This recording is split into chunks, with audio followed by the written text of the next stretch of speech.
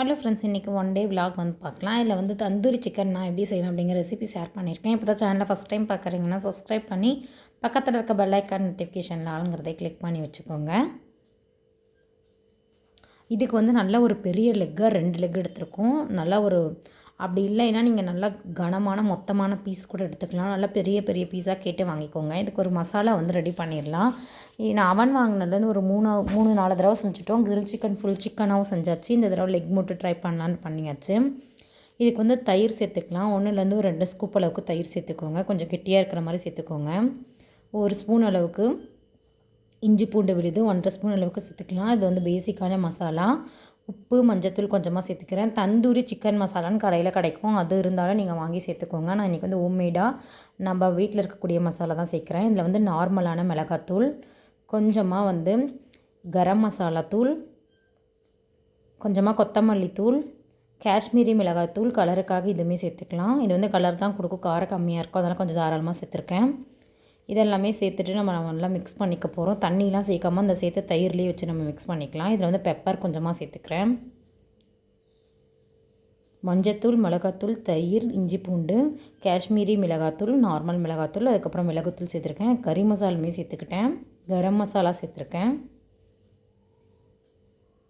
நல்லா வந்து இதை மிக்ஸ் பண்ணிக்க போகிறோம். வேறு எதுவுமே தண்ணிலாம் சேர்க்க தேவையில்லை. இது நல்லா மிக்ஸ் பண்ணிவிட்டு ஒன்றா வந்து கீரல் போட்டிருக்கேன். அந்த லெக்கில் 2 சைடுமே நல்லா கீரல் போட்டுக்கோங்க. அப்போ தான் வந்து மசாலா நல்லா உள்ளே ஸ்டப் ஆகும். இந்த மசாலா வந்து இப்போயே நல்லா சேர்த்து நல்லா ஊற வச்சுக்கணும். ஊறி இருந்தால் தான் நல்லா நம்மளுக்கு சிக்கன் உள்ளலாம் ஜூஸியாக இறங்கி வரும். ஒரு 8 மணி நேரம் கிட்ட ஊற வைக்கிறது கூட ரொம்பவுமே பெட்டர். ரொம்ப குறைவாக இருந்தாலும் 2 மணி நேரம் ஊற வச்சுக்கலாம். மார்னிங் செய்கிறீங்கன்னா நைட்டே வந்து நீங்கள் ஊற வச்சுக்கலாம். லன்ச் டைமுக்குலாம் செய்கிறோம்னா நம்ம முன்னாடி காலையிலேயே கொஞ்சம் ஊற வச்சுக்கிறது ரொம்பவுமே நல்லது. லெக் எடுத்து நல்லா மசாலா உள்ளே வந்து ஸ்டஃப் பண்ணணும். நல்லா மசாலா வந்து ஊறி அந்த லெக்கில் வந்து பிடிச்சிக்கணும். அந்தளவுக்கு நல்லா 2 சைடுமே போட்டு பிரட்டி வச்சுக்கோங்க. கொஞ்சமாக லெமன் ஜூஸுமே மேலே சேர்த்துக்கிறேன். லெமன் ஜூஸ் நல்லா சேர்த்து தடவி வச்சாச்சு. இதில் ஒரு 8லேருந்து ஒரு 6 மணி நேரம் போல் நல்லா ஊற வச்சுக்கலாம். திரும்பவும் சைடில் இருக்க அந்த மசாலாவை எல்லாமே தூக்கி அதை மேலே போட்டு ஊற வச்சாச்சு. ஃப்ரிட்ஜில் கொண்டு போய் வச்சுக்க போகிறேன். நல்லா இது வச்சுட்டு நாங்கள் ஒரு அவனை ஃப்ரீ ஹீட் பண்ணோம். ஒரு 10 நிமிஷம் ஃப்ரீ ஹீட் பண்ணிவிட்டு 1 ஹவர் கிட்ட வச்சு எடுத்தோம். 60 மினிட்டு. சூப்பரான தந்தூரி சிக்கன் வந்து ரெடி ஆகிடுச்சு. பார்க்கவே ரொம்பவுமே கலர்ஃபுல்லாக ரொம்பவுமே டேஸ்ட்டாக வந்திருந்தது. கடைகளில் கொடுக்குற மசாலாவை விட நல்லா இருந்தது. ஹோம்மேடாக நம்ம சேர்த்தங்காட்டி கடைக்கு போகலான்னு சொல்லி நாங்கள் வந்திருந்தோம்.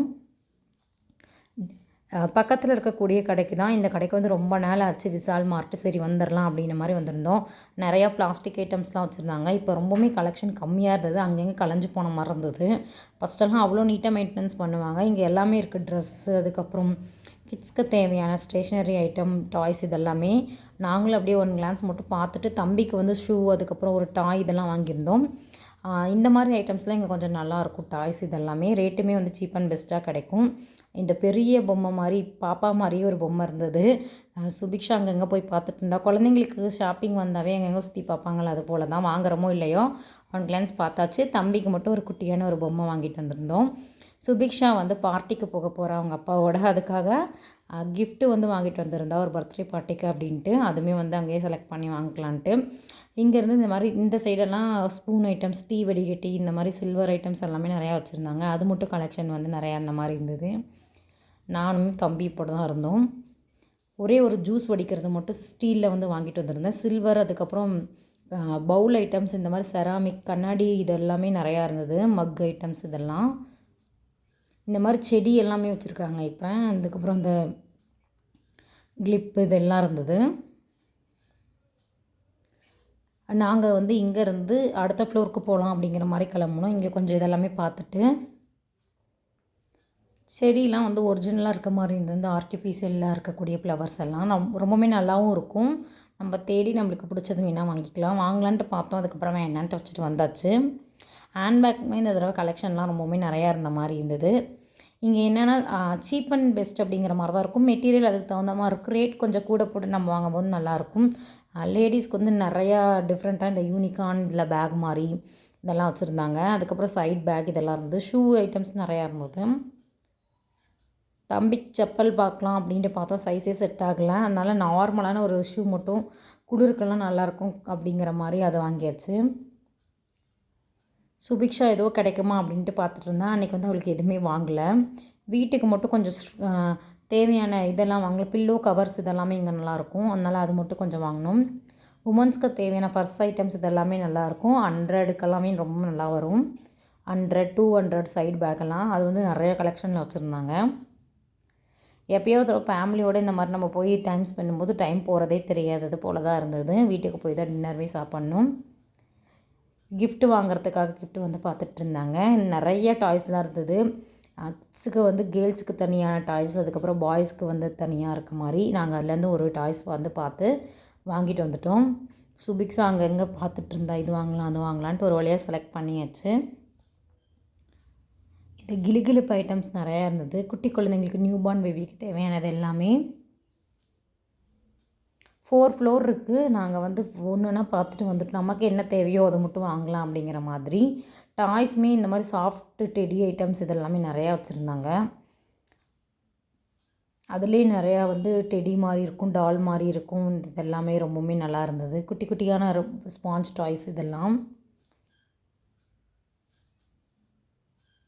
இந்த ஷெல்ஃப் மாதிரி வச்சுருந்தாங்க. குழந்தைங்களோட ட்ரெஸ்லாம் இதில் நம்ம வந்து ஆர்கனைசேஷன் பண்ணி வச்சுக்கலாம். இங்கே வந்து ஸ்டேஷ்னரி இருக்கும். ஸ்டேஷ்னரியில் book, note, pencil item. School open ஆகிருக்கங்காட்டி நிறைய ஸ்டேஷ்னரி ஐட்டம் இருந்தது. அதுவுமே கொஞ்சம் கலைஞ்சிருந்த மாதிரி இருந்து. அதுக்கப்புறம் கலர் பென்சில் இது எல்லாமே இங்கே வச்சுருப்பாங்க. அதிலேருந்து மட்டும் சுபிக்ஷா ஏதோ வந்து வாங்கிட்டு வந்திருந்தா, எப்போ போனாலும் வாங்குவான். அதே போல் இந்த தடவை வாங்கிட்டு வந்துட்டா. ட்ரெஸ்ஸு வந்து பார்த்தோம் எதுவுமே சூட் ஆகிற மாதிரி இல்லை அப்படின்னாங்காட்டி ஜஸ்ட்டு கலெக்ஷன் மட்டும் பார்த்துட்டு கிளம்பியாச்சு. ஒரு சில சமயத்தில் ட்ரெஸ் வந்து ரொம்பவுமே நல்லா இருக்க மாதிரி இருக்கும். அந்த மாடல் வந்து நல்லாயிருக்கும். ஸ்லிப்பர் ஐட்டம்ஸுமே பெரியவங்களுக்கு இருந்தது இந்த சைடு. ஜஸ்ட்டு டாப்போட கலெக்ஷனில் பார்த்தா ஒன்று வந்து ஆர்ட் போட்ட மாதிரி இருந்தது. பார்க்க ரொம்பவுமே நல்லா இருந்த மாதிரி இருந்தது. பட் ஆனால் எடுக்கலை.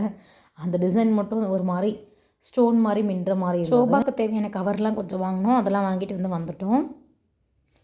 மீஷோவில் வந்து ஆர்டர் பண்ணியிருந்த ஒரு சில ப்ராடக்ட் எல்லாமே ரீச் ஆகிருந்தது. ஒரே நாளில் வந்து எல்லாமே ரீச் ஆன மாதிரி ஆகிடுச்சு. ஒரு சில சமயத்தில் மட்டும்தான் அப்படி ஆகும். அப்படி இல்லைனா தனித்தனியாக ஆகும். இந்த தடவை பல்காக ஆர்டர் பண்ணியிருந்தேன். பட் எல்லாமே எனக்கு ஒட்டுக்காக கொடுத்துருந்தாங்க. கார்பேஜ் கவர் அதுதான் ஃபஸ்ட்டு வந்து ஓப்பன் பண்ணேன்.